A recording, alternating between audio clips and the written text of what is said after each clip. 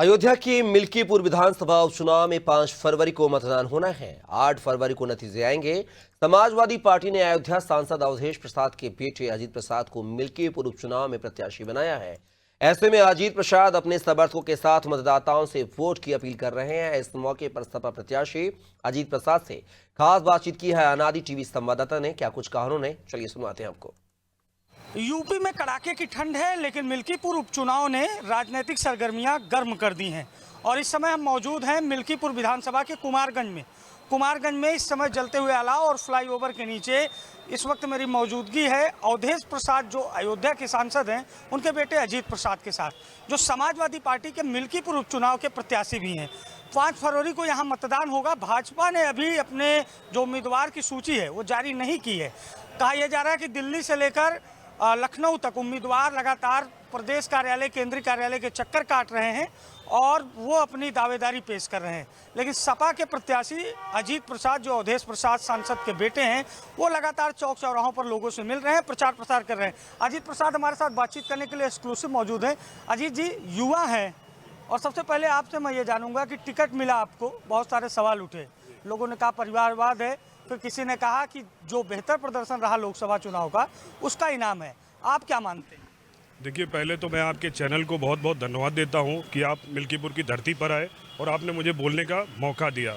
जैसे आप कह रहे हो, ये उपचुनाव की घोषणा हो चुकी है और 5 फरवरी को मिल्कीपुर उपचुनाव तय हुआ है, तो उसमें श्री अखिलेश यादव जी ने मुझे प्रत्याशी बनाया है, आशीर्वाद दिया है। और यहाँ से अभी जो लोकसभा का चुनाव हुआ 2024 में, यहाँ से हमारे पिता श्री अवधेश प्रसाद जी ने जीत हासिल करी और ऐतिहासिक जीत हासिल करी है। जब राम मंदिर बन के तैयार हुआ, प्राण प्रतिष्ठा हुई, उस समय जो चुनाव होता है उसमें श्री अवधेश प्रसाद जी को यहाँ की महान जनता ने जिताया। तो इसके लिए मैं यहाँ की महान जनता, दो तुल जनता को मैं बहुत बहुत धन्यवाद देता हूँ और बधाई देता हूँ। वजह क्या मानते हैं जीत की? मैंने आपसे एक सवाल पूछा कि ये जो टिकट है इसके पीछे क्या कारण है? अजीत प्रसाद की मेहनत या जो बड़ा उलटफेर किया उसका इनाम? देखिए, आप दोनों ही चीज़ कह सकते हो, क्योंकि मिल्कीपुर मेरे लिए कोई नया नहीं है। मैं यहाँ से 2008 से जुड़ा हुआ हूँ और हर सुख दुख में मैं मिल्कीपुर में आता जाता रहता हूँ। और जहाँ अभी लोकसभा चुनाव हुआ उसमें बहुत से मुद्दे थे। आप सबसे बड़ा मुद्दा ले लीजिए, जब मंदिर बनता है तो मंदिर बनने में किसी को कुरेज नहीं है, हम भी धर्म को मानते हैं, आप भी मानते हो। लेकिन जब मंदिर बना तो वहाँ पर कितने लोगों की छतें गई, सर छीनी गई, लेकिन उनको उचित मुआवजा नहीं मिला और उनको बेघर कर दिया गया। लेकिन इस सरकार ने आज तक उनसे कभी सुध नहीं लिया कि वो लोग जिंदा हैं कि वो मर गए। ऐसे बहुत से कारण हैं। जैसे मैं एक और कारण बताता हूँ आपको। मिल्कीपुर में क्या कारण है? अयोध्या तो आपने फतेह कर ली लोकसभा, अब आ गए आप मिल्कीपुर पर, तो मिल्कीपुर में क्या कारण है कि लोग अजीत प्रसाद को चुने या अवधेश प्रसाद के बेटे अजीत प्रसाद को मौका दें? देखिए, मिल्कीपुर का जो सबसे बड़ा और ज्वलनशील मुद्दा है, मैं हमेशा उठाता रहता हूँ हर चैनल के माध्यम से, वो है छुट्टे जानवरों का। आपके बीच में भी ये बात आई होगी, कई सैकड़ों जो है किसानों की जान गई है इसी छुट्टे जानवरों से। आज भी अगर किसान जो है अपनी फसल बोता है तो अपने घर पे नहीं रहता है, उसको अपनी फसल को रखाने के लिए खेतों में ही रहना पड़ रहा है, चाहे वो ठंडी का मौसम हो, चाहे वो गर्मी का मौसम हो। और कितने किसानों की जान गई। जब मैंने इस मुद्दे को उठाया तब इस सरकार के कान में जू रेंगी और उसने प्रशासन को लगा के सांड पकड़वाने का काम किया है। पीडीए की बात करते हैं आप लोग, अभी भी भारतीय जनता पार्टी हिंदुत्व के मुद्दे पर आगे बढ़ रही है। आज सीएम ने कहा कि बटोगे तो कटोगे, एक रहोगे तो मंदिर नहीं तोड़े जाएंगे, मंदिर नहीं नष्ट होंगे। आज उन्होंने बहुत सारी बातें कही। प्राण प्रतिष्ठा के 1 वर्ष आज हो गए हैं पूरे। आपका जो पीडीए है, क्या वो इस चुनाव में भी काम करेगा? क्योंकि लोग कह रहे हैं कि अब पीडीए नहीं चलेगा, अब हिंदुत्व चलेगा।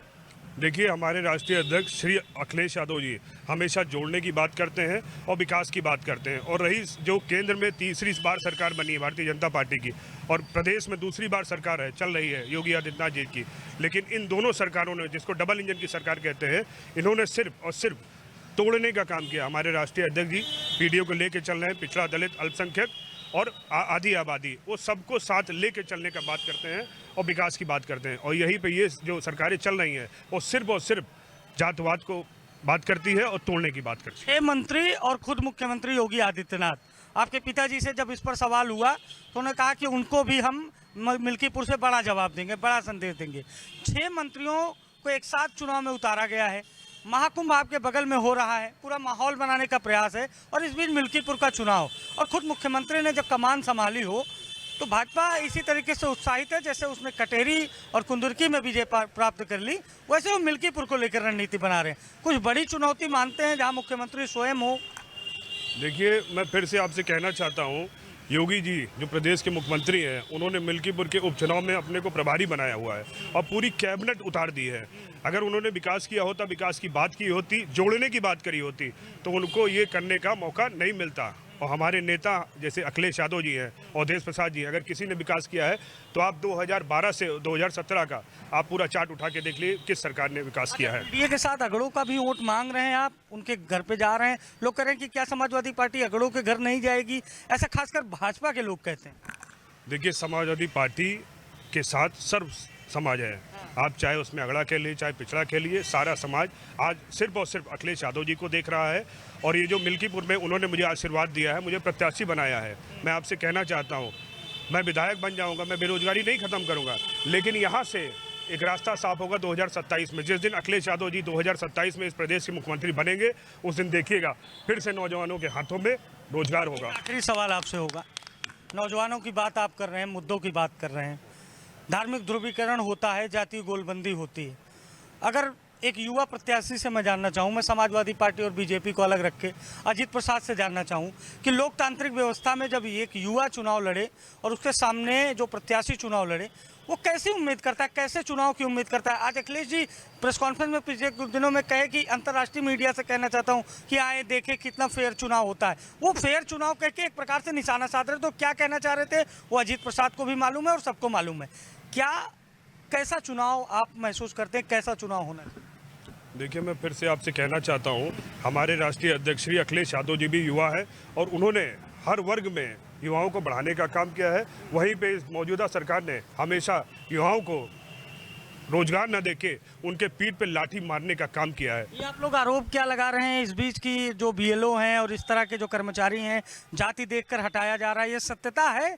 अजीत प्रसाद से जानना चाहूँगा। देखिए, मिल्कीपुर का चुनाव जो है 5 तारीख को होने जा रहा है। मैं आपसे बताना चाहता हूँ, आज तक उनके पास प्रत्याशी नहीं है कि मैं किसको लड़ाऊँ, समाजवादी पार्टी के खिलाफ वो किसको लड़ाऊँ।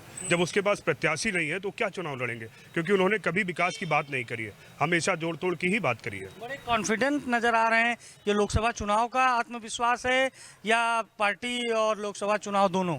देखिए, कॉन्फिडेंस तो रहेगा। यहाँ से समाजवादी पार्टी बहुत बड़े अंतर से जीतने जा रही है और इसका अभी आपने जो है लोकसभा में देखा, प्राण प्रतिष्ठान हुआ, हर एक चीज़ हुआ, पूरी केंद्र की सरकार लग गई, राज्य की सरकार लग गई, लेकिन समाजवादी पार्टी का ही प्रत्याशी यहाँ से जीता। तो आप आत्मविश्वास आपको है कि आप जीत रहे हैं? समाजवादी पार्टी के साथ मिल्कीपुर की महान जनता है और हमें बहुत बड़े अंतर से मिल्कीपुर चुनाव जिताने जा रही है। देखिए, एक मजे हुए नेता की तरह बातचीत की अजीत प्रसाद ने। इनके पिताजी अवधेश प्रसाद हैं जो पूरे देश में चर्चा का विषय बने हुए हैं जब से उन्होंने लोकसभा चुनाव जीता। हालांकि वो पहले भी विधायक और मंत्री थे और ये भी अब विधायक बनने के लिए लालायित हैं, क्योंकि कह रहे हैं कि जनता इनके साथ है और जनता क्या फैसला सुनाएगी ये देखने वाली बात होगी। लेकिन मिल्कीपुर की जो चर्चा है वो इस समय पूरे देश में हो रही है और सबसे हॉट सीट उपचुनाव के लिहाज से पूरे देश में अलग अलग हिस्सों में चुनाव है, लेकिन मिल्कीपुर पूरी तरीके से राजनीति की हॉट स्पॉट बनी हुई है और माना जा रहा है 2027 का जो चुनाव है उसका ये सेमीफाइनल है। कौन विजयी होगा, देखते रहिए अनादि टीवी पर अभिषेक शर्मा के साथ।